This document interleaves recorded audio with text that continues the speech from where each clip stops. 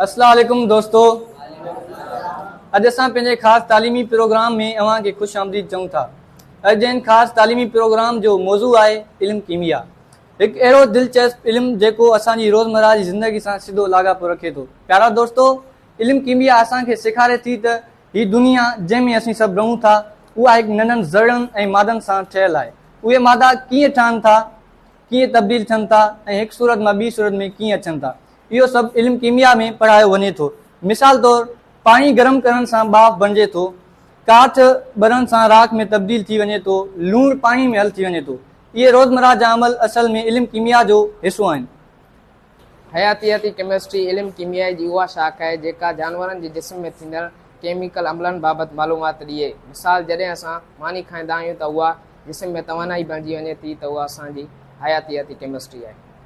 Medicinal chemistry इल्मु कीमिया जी उहा शाख़ जंहिंमें असीं दवाउनि जी तयारी ऐं उन्हनि जे असरनि बाबति इल्मु हासिलु कयूं। मिसाल, पैरासीटामोल ऐं एंटीबायोटिक जहिड़ियूं दवाऊं हिन में अचनि थियूं।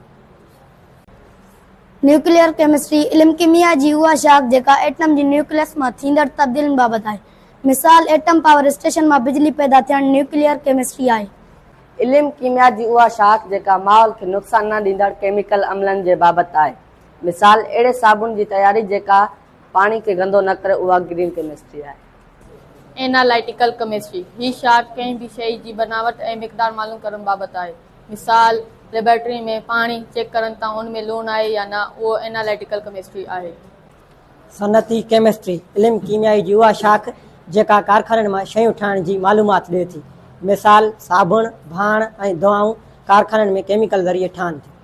क्वांटम केमिस्ट्री में असां पढ़ूं था त तवानाई लगातार नंढनि हिस्सनि में मिले थी जंहिंखे क्वांटम चइबो आहे। मिसाल, जॾहिं बल्ब ॿरे थो त रोशनी हिकदमि नंढनि हिस्सनि में निकिरे थी। इलेक्ट्रॉन जॾहिं हिकु मदार खां ॿिए मदार में निकिरे थो त तवानाई क्वांटम जी सूरत में वठे या ॾिए थो। रोशनी जा रंग बि नंढनि तवानाई हिस्सनि सां ठहनि था।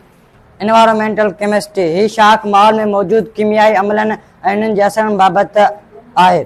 मिसाल तौरु कारखाननि जो धुओं हवा खे ख़राबु करे थो, इहो एनवायरमेंटल केमिस्ट्री आहे। इनऑर्गेनिक केमिस्ट्री इल्मु कीमिया जी उहा शाख़ जेका अहिड़नि शयुनि बाबति आहे जंहिंमें कार्बन न हूंदो आहे। मिसाल तौरु लूणु, पाणी वग़ैरह आहिनि।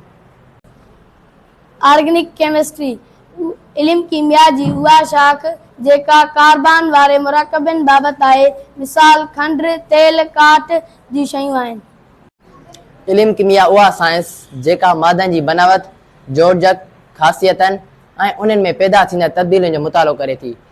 रोज़मर्रा जी ज़िंदगी जा मिसाल, मानी खाइण सां जिस्म में तवानाई जो पैदा थियणु, साबुण सां कपिड़ा साफ़ थियणु, लूण जो पाणी में हल थियणु, दवा खाइण सां बीमारी जो घटिजणु। इल्मु कीमिया हिकु किताबी इल्मु न आहे, पर उहो असांजी रोज़मर्रा जी ज़िंदगी में हर हंधि मौजूदु आहे। खाधे खां वठी दवाउनि ताईं, सनतनि खां वठी माहौल ताईं। प्यारा दोस्तो, अॼु असां सिखियो त इल्मु कीमिया हिकु अहम इल्मु आहे जंहिंखे सम्झण सां असां दुनिया खे बहितरीन नमूने सम्झी सघूं था।